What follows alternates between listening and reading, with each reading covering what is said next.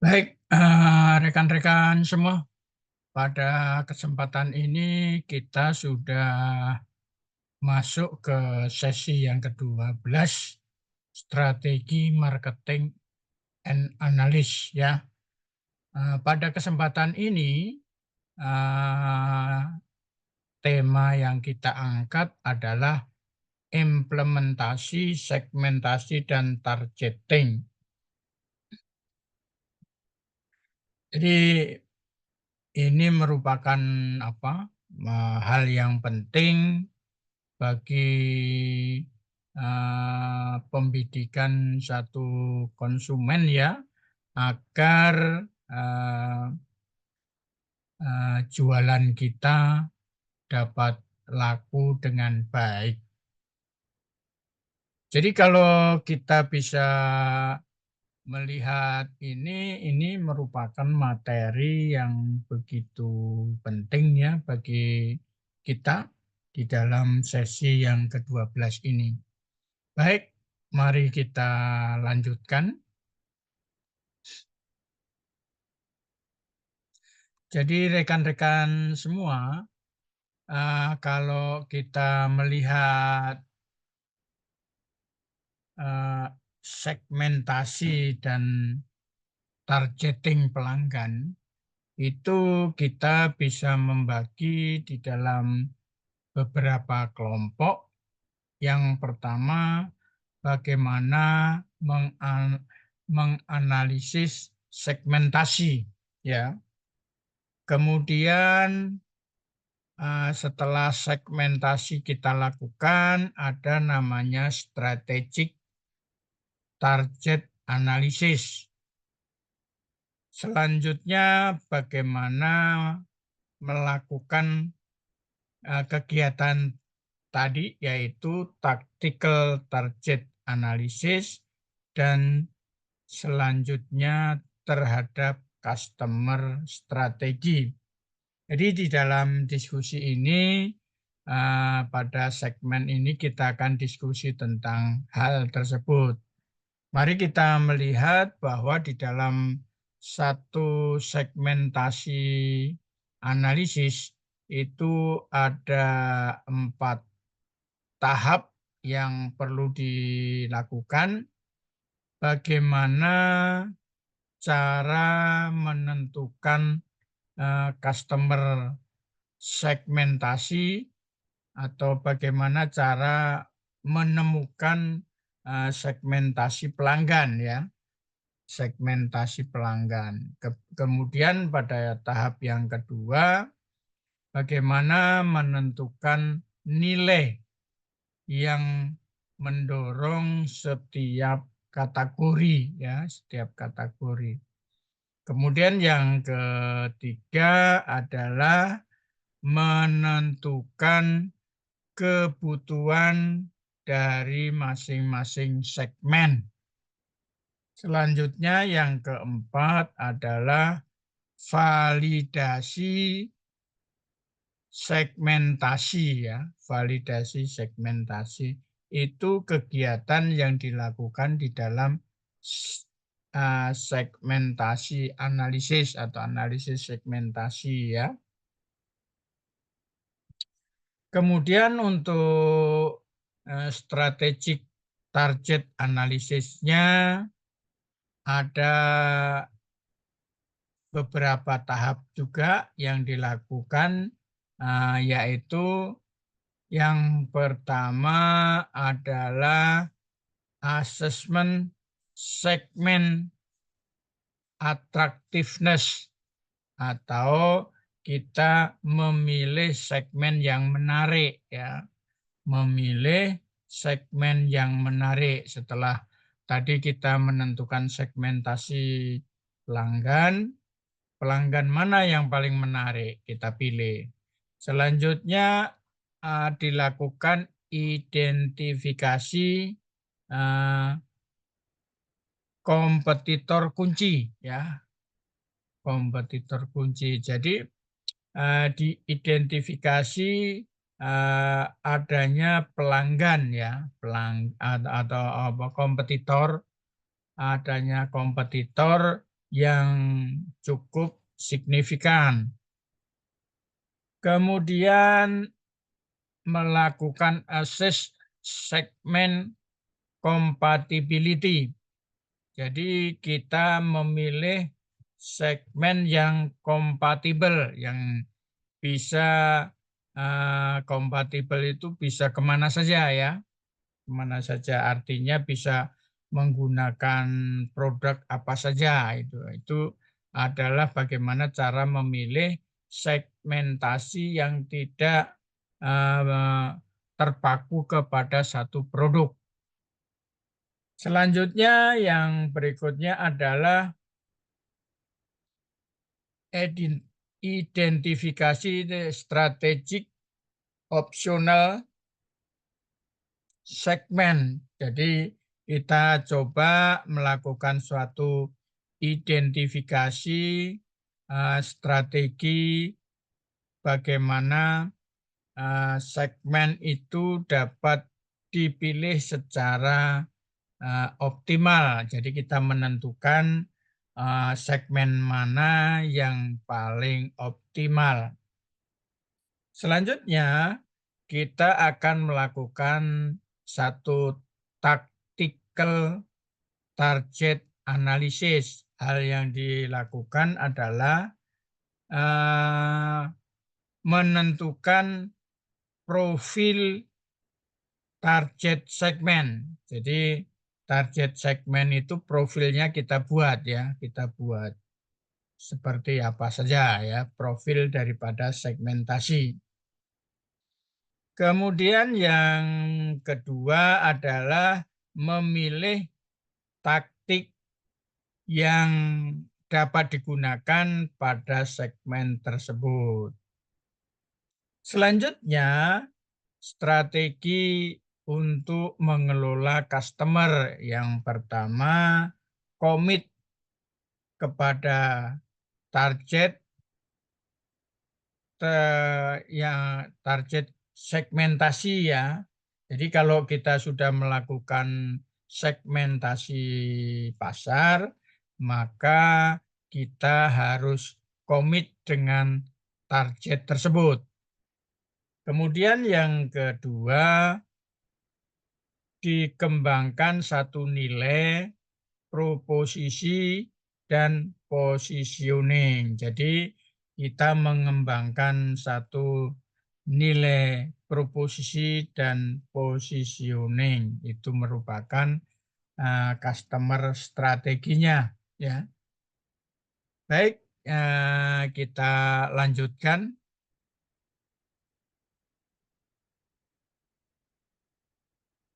Selanjutnya kita akan melihat di sini proses identifikasi pelanggan sasaran.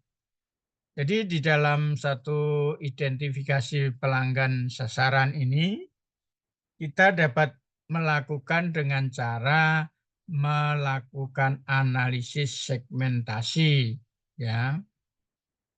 Ini ada gambaran yang tadi dilakukan yang kemudian analisis penargetan strategis, kemudian penargetan taktis analisis, dan perumusan strategi pelanggan yang sudah saya jelaskan barusan ya.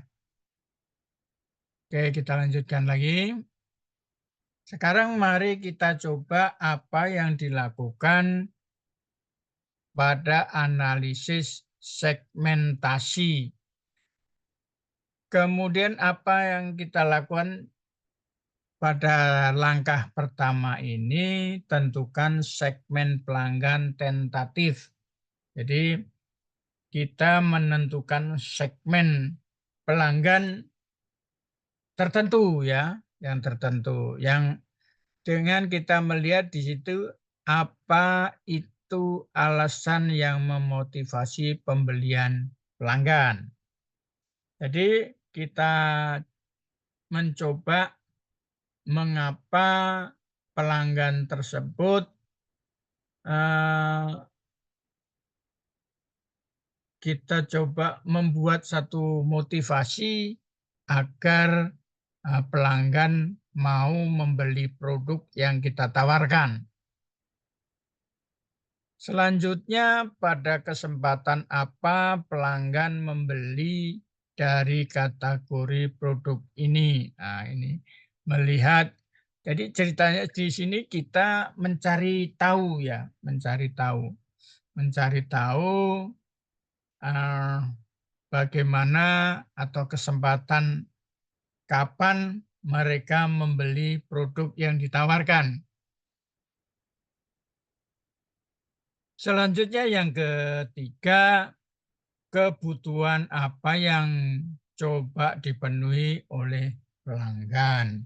Jadi di sini merupakan satu pertanyaan-pertanyaan untuk menggali tentang alasan pelanggan membeli satu produk, kemudian kapan dia akan membeli, kemudian kebutuhan apa bagi pelanggan yang dibutuhkan gitu. Jadi di dalam analisis segmentasi itu ada 3 hal yang perlu dilakukan, yaitu menggali tentang motivasi pembelian pelanggan, kemudian kapan waktunya mereka beli, dan yang ketiga kebutuhan pelanggan itu apa saja.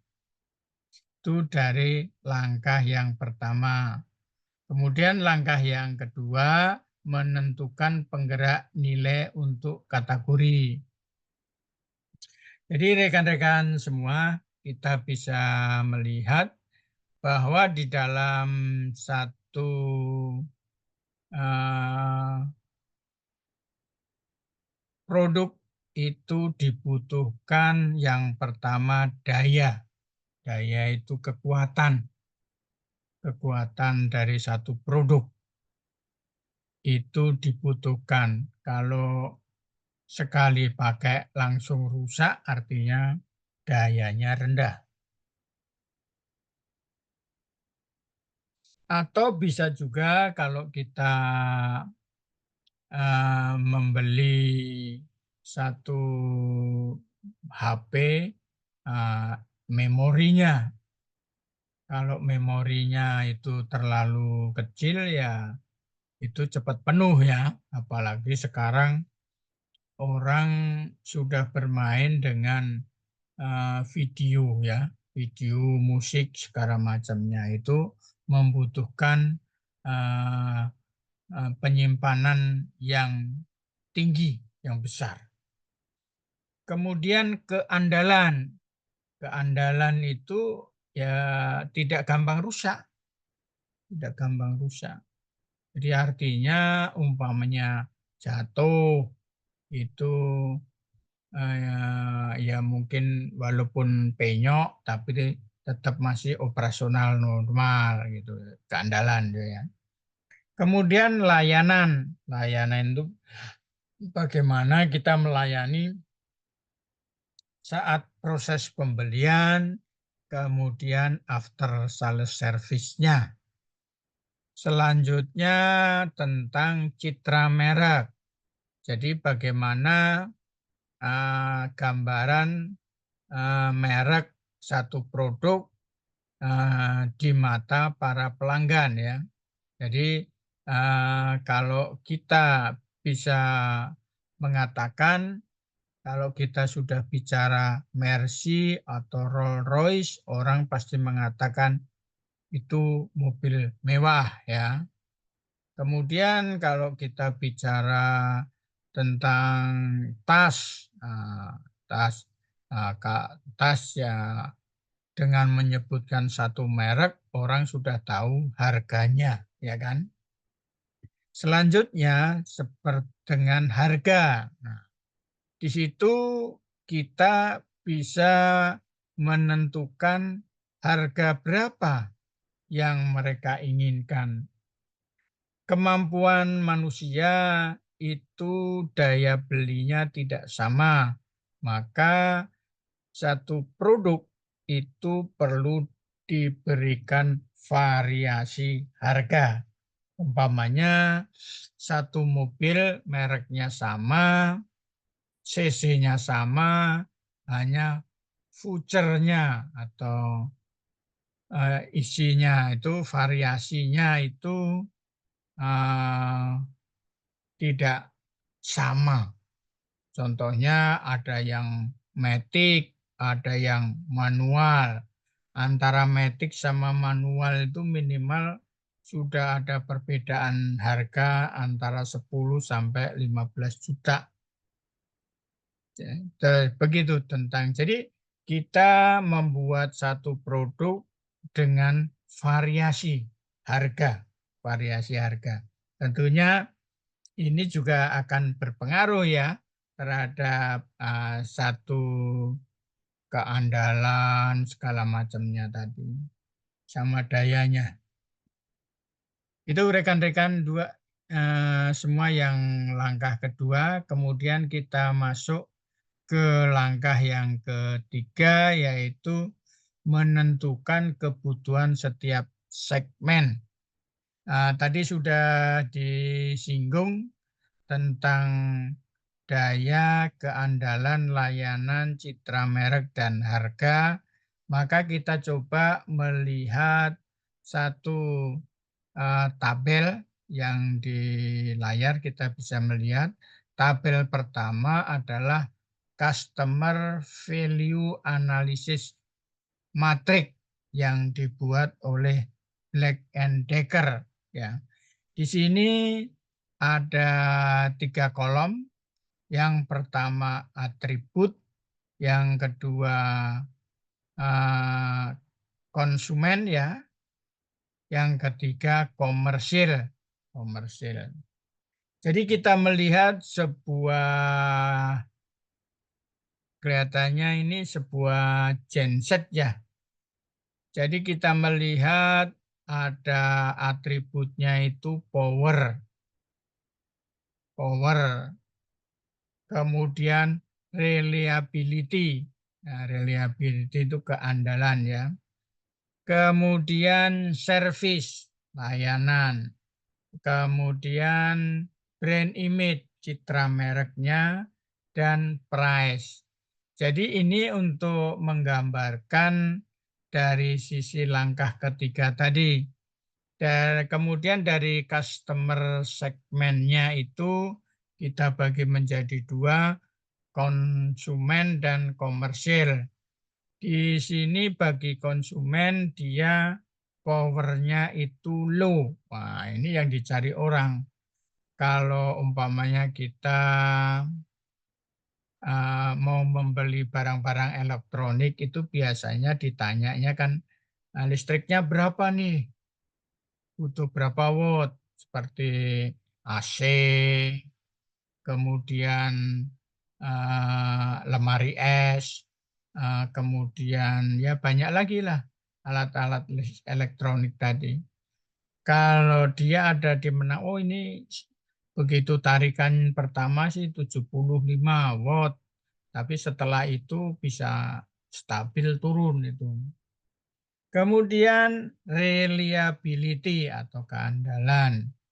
Nah, jadi di sini reliability-nya low ya. Kemudian servisnya low. Kemudian brand image medium. Kemudian price-nya high. Nah, jadi harganya tinggi nih. Brand image-nya menengah. Dari sisi komersialnya itu laku keras, high. Kemudian reliability-nya high. Kemudian servisnya medium to high. Kemudian low high, brand image-nya. Jadi price-nya low sampai medium. Jadi ini gambaran uh, uh, customer tentang Black and Decker ya. Black and Decker itu peralatan listrik ya, peralatan listrik, produk peralatan listrik. Itu gambarannya seperti itu untuk melihat eh, eh, daya, keandalan, layanan, citra merek, harga. Baik, kita lanjutkan lagi. Kita masuk ke langkah yang keempat, yaitu validasi segmentasi tentatif. Masih menggunakan data yang tadi, kita yang kita cek juga adalah dari sisi power, reliability, service, brand, dan price. Tadi sudah disebutkan data-datanya, konsumen dan treatment-nya, ya. Di sini akhirnya dari sisi industrial ada customer segment di sini dibagi 3, ada konsumen, treatment, dan industrial. Di sini bagi konsumen powernya adalah low, tapi bagi pedagang itu high, bagi industrial high. Reliabilitas low, tapi untuk perdagangan high ya. Begitu pula untuk industrial. Sementara untuk consumer, untuk servisnya di konsumen low, tapi di treatmentnya high, di industrialnya medium. Kemudian konsumennya medium, trade-nya high, industrialnya low. Price-nya untuk konsumen high, untuk pedagangnya low, untuk industrialnya medium. Jadi di sini terlihat dari sisi harga untuk konsumen yang pribadi itu harganya tinggi ya, harganya tinggi. Tapi powernya rendah ya, itu gambarannya seperti itu. Jadi validasi segmentasi tentatif dibandingkan dengan kebutuhan bisnis dan kebutuhan industrial. Baik, rekan-rekan semua, sekarang kita masuk ke langkah yang kelima, yaitu nilai daya tarik segmen. Jadi kalau kita melihat dari 3 pembagian customer segmentasi tadi, itu yang paling menarik adalah untuk pedagang ya, pedagang. Yaitu mayoritas adalah high sama price-nya low ya. Dibandingin jadi untuk pedagang itu mempunyai nilai yang lebih menguntungkan dibanding dengan konsumen dan industrial. Sehingga ini merupakan nilai daya tarik segmentasi. Jadi maka untuk treatment-nya itu banyak menggunakan produk tersebut ya, produk tersebut. Baik, kita lanjutkan pada langkah ke-6, identifikasi pesaing utama. Ya, kita bisa melihat ada namanya perusahaan ABC Presiden. Itu mempunyai nilai 1,80%. Terus kemudian ada juga Jakarana Tama 2,80%. Yang lainnya adalah 7,5%. Sementara ada Wing, perusahaan Wing itu 17,20%. Yang paling besar di sini adalah Indofood sukses. Dia mempunyai presentasi 70,70%. Ini hasil dari identifikasi pesaing utama. Jadi yang paling kuat adalah Indofood ya. Mhm. Baik, kita ambil contoh yang lain, yaitu adanya lanskap dan pangsa pasar kompetitif, pangsa volume susu UHT ya. Kita lihat di pasaran UHT itu menguasai 49,5%. Kemudian ada Frisian Flag itu 18,6%, Indomilk 14%, Milo 4,9%, Real Good 4,9% dan yang lainnya 10%. Jadi itu rekan-rekan perbandingan segmentasi pesaing tentang susu ya. Baik rekan-rekan semua, kita masuk ke langkah yang ke-7, nilai kompatibilitas segmen. Jadi pada tabel yang ada di sini, analisis kompatibel segmen yaitu Black and Decker itu dari 5 kondisi. Di sini ada namanya customer analysis. Kemudian kompetitif analysis. Ada Tradesman, Black and Decker, Makita, Milwaukee, dan Ryobi. Ini adalah peralatan-peralatan teknik ya, untuk kebutuhan teknik itu dengan tentunya dengan materi yang sama ya, tapi untuk merek yang berbeda-beda. Jadi Tradesman itu adalah merek sama Black and Decker juga ya. Kita bisa melihat dari sisi power, reliability, service, sama brand dan price. Kita bisa coba lihat mulai dari power.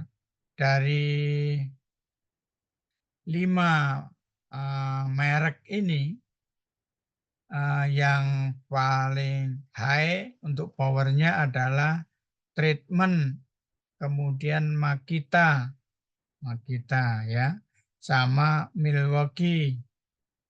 Sedangkan untuk reliability yang paling baik, yang paling high adalah Tradesman, kemudian Black and Decker, kemudian Makita dan Milwaukee ya, serta Royal. Jadi untuk reliability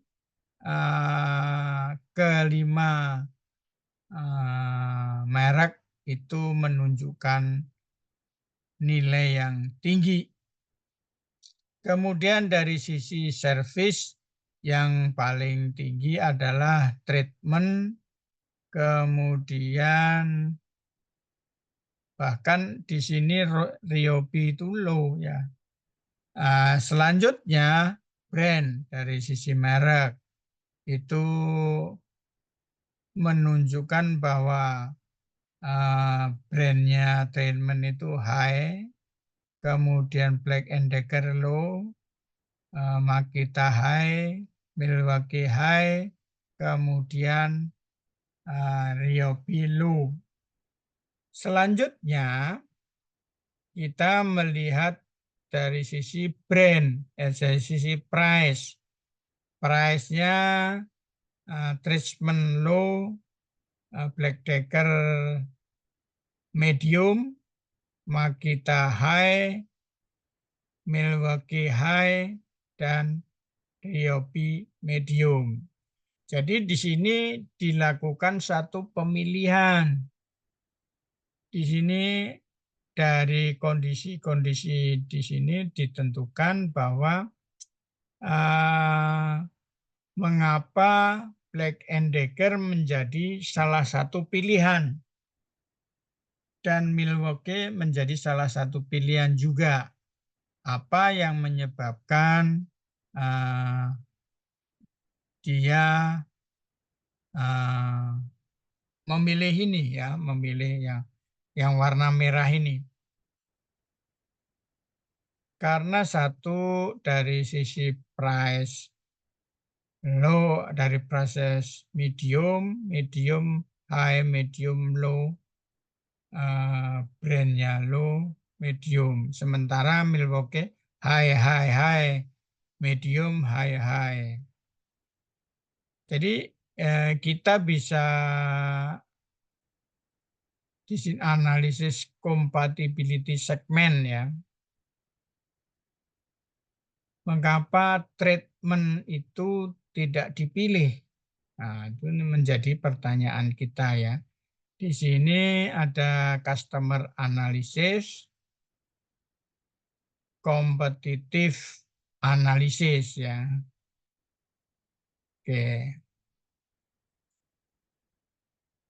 Baik, kita lanjutkan pada langkah yang ke-8. Pilih segmen optimal secara strategis.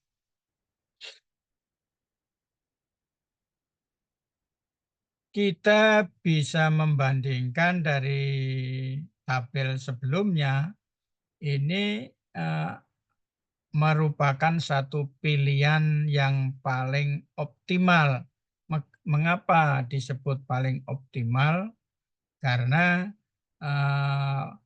sesuai dengan kebutuhan ya, sesuai dengan kebutuhan. Powernya yang dibutuhkan tinggi ya, maka akan lebih baik kita menggunakan yang medium. Kemudian keandalannya sama high. Servisnya pihak Black & Decker itu memberikan medium, si ini high. Kemudian brandnya low. Brand tidak begitu penting bagi Black & Decker ya. Kemudian price medium. Itu gambaran yang dipilih oleh Black & Decker. Baik, rekan-rekan semua, sekarang kita bisa diskusi. Kalau ada pertanyaan silakan sebelum pertanyaan baiknya kita ini ya, dokumentasi. Silakan dibuka kameranya.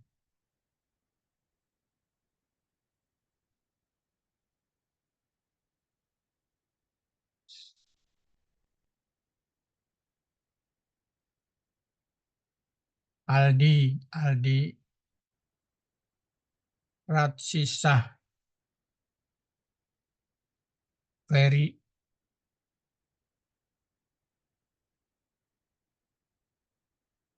Silakan dibuka kameranya.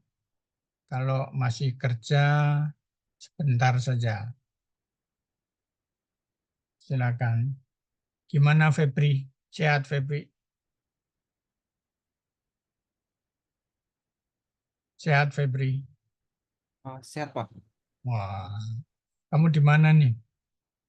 Izin Pak, di Jakarta Pak. Jakartanya di mana? Di Jakarta Selatan Pak. Oh, Jakarta Selatan. Dengan Tangerang Selatan dekat nggak? Jauh Pak. Jakarta Selatannya di mana? Pasar Minggu ya? Dekat Blok M Pak. Blok M. Iya Pak. Oh, oke. Pernah ke kampus nggak kamu? Eh, belum Belum. pernah Pak. Oh, ya nanti pas wisuda ya. Kalau Wildan, kamu tinggal di mana Wildan? Saya rumah di Bandung, Pak, deket Inaba, di Wah, mantap. Logar, di dekat Pasar Kodam. Oh ya, sih. Kemudian ini Aldi ada nggak nih? Aldi, Aldi ada nggak? Ya, saya Kalau masih kerja, Pak, di oke, beliau. baik, yang ada aja ya. Baik, kita foto bareng dulu ya. Kita foto bareng. Seperti biasa, hitungan ketiga tersenyum sambil kelihatan giginya. Ya, ya Kak. Nah, ini dia. Aldi mana si Ratsi? Ratsi mana Ratsi? Very, very. Very dikilik-kilik. Hmm. Baik, seperti biasa kita telepon dulu ya. Apa telepon dulu? Kita hitung dulu ya. 1, 2, 3. Nah, kita latihan ya. 1, 2, 3. Oke, siap. Baik, rekan-rekan semua, apabila ada pertanyaan, silakan bertanya. Izin bertanya Pak. Oh, silakan. Iya Pak. Jadi terkait segmentasi pasar. Jadi saya itu pernah lihat workshop dan juga pernah lihat iklan-iklan di eh, YouTube dan juga Instagram itu terkait ada satu jasa begitu. Jadi jasa itu dia menyediakan segmentasi pasar begitu. Dia menyediakan kayak data-data eh, produk begitu Pak. Hmm, Data-data produk kemudian data-data perusahaan begitu.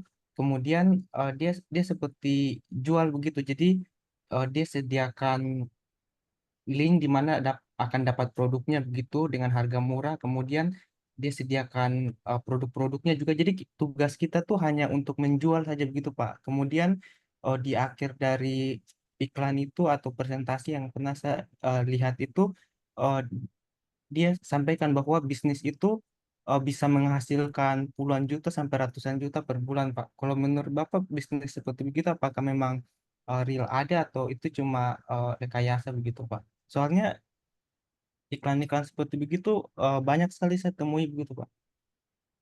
jadi gini, eh, untuk data-data segmentasi pasar satu produk itu biasanya produk-produk yang sudah umum ya, sudah umum.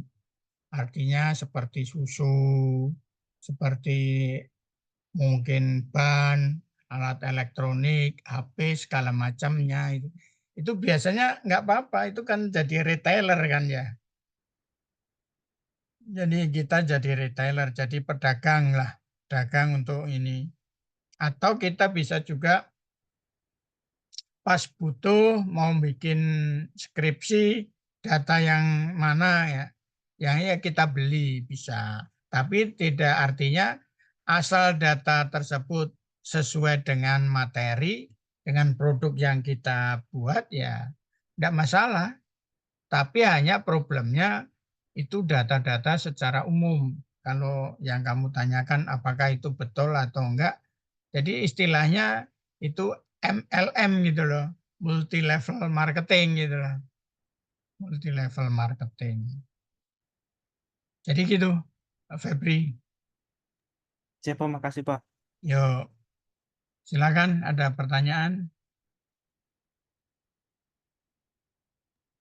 Baik, saya izin bertanya, Pak. Tadi saya sedikit bingung di yang langkah 7, Pak. Kan itu kan Hmm, ada sama-sama thread-nya sama tuh, Pak. Tapi hmm. kenapa waktu di segmen itu yang dipilihnya cuma yang Milwaukee doang, Pak? Padahal sama semua thread-nya gitu.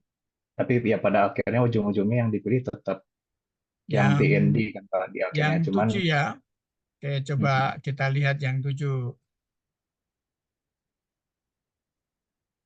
Nah, itu Pak. Kan Makita dan Milwaukee kan sama semua tuh Pak tracknya. Power sama, reliability sama, service sama, brandnya sama, price-nya juga sama.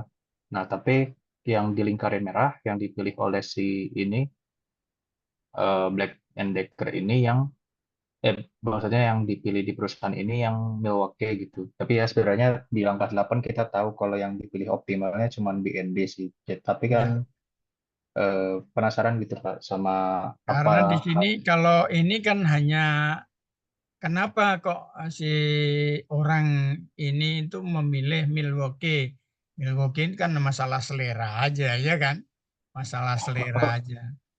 Milwaukee ini kalau dipertimbangkan, contohnya gini, kalau umpamanya ini kan Milwaukee itu kan Amerika nih ya, iya Makita betul. itu nggak tahu dari mana, apakah Nggak dari tahu dari Jepang, maka mendingan gua pilih negara gua sendiri gitulah. Itu hanya iya iya masalah selera. Itu dan betul. Iya. masalah Berarti selera aja. masalah. Contohnya gini, kalau kamu disuruh naik pesawat Garuda, orang Indonesia ya, pesawat Garuda sama pesawat Singapore Airlines. Nah, dari rasa nasionalisme kan tentunya kamu kan milih pakai Garuda. Karena Betul. satu nasinya cocok, makanannya cocok, ya kan? Kalau kamu Betul. pakai pesawat Eropa atau apa gitu, belum tentu makanannya cocok, ya kan? Itu masalah selera, masalah selera. Oke, silakan Oke. ada pertanyaan Pak, lagi. satu lagi Pak, berarti sebenarnya ini cuma asumsi saya ya Pak. Tapi kayaknya kalau misalkan tradesman atau pedagang disuguhkan dengan berbagai macam kompetitif analisis kayak gini, pasti yang diincar paling pertama itu price-nya. Ya, betul, Kalau ya, betul, karena kan ini kan pedagang kan berbicara masalah arus kas masuk dan keluarnya uang kan Pak, berarti kan. Kalau betul. misalkan ada price yang low, mungkin mereka akan lebih mempertimbangkan lagi gitu mungkin ya. Kalau semuanya sama, terus harganya berbeda, maka diambil harga yang paling rendah, ya kan? Harga yang paling Hmm. rendah. Tetapi kalau ada variabelnya berbeda, nah itu juga menentukan. Contohnya di sini eh, tradesman ini powernya tinggi, ya kan? Powernya tinggi. Nah, Hmm. tentunya akan memilih yang medium, lebih karena power itu penggunaan listriknya itulah, penggunaan listriknya. Contohnya ada AC dengan 4 PK, 4 PK. Dia satu sedotan aja udah sebulan bisa 1,5 juta sendiri, ya kan? Itu 1,5 juta Ya, sendiri. Tapi kalau dengan merek yang lain yang berbeda bisa turun sekitar 500.000 dalam 1 bulan. Ya tentunya akan milih yang bisa powernya lebih rendah. Itu. Itu Vildan. ya. Baik Silakan Pak, kalau terima ada kasih yang Pak. mau tanya lagi.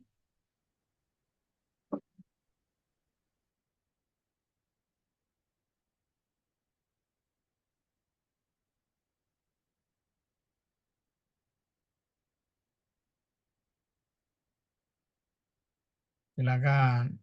Kalau nggak ada tanya juga nggak apa-apa.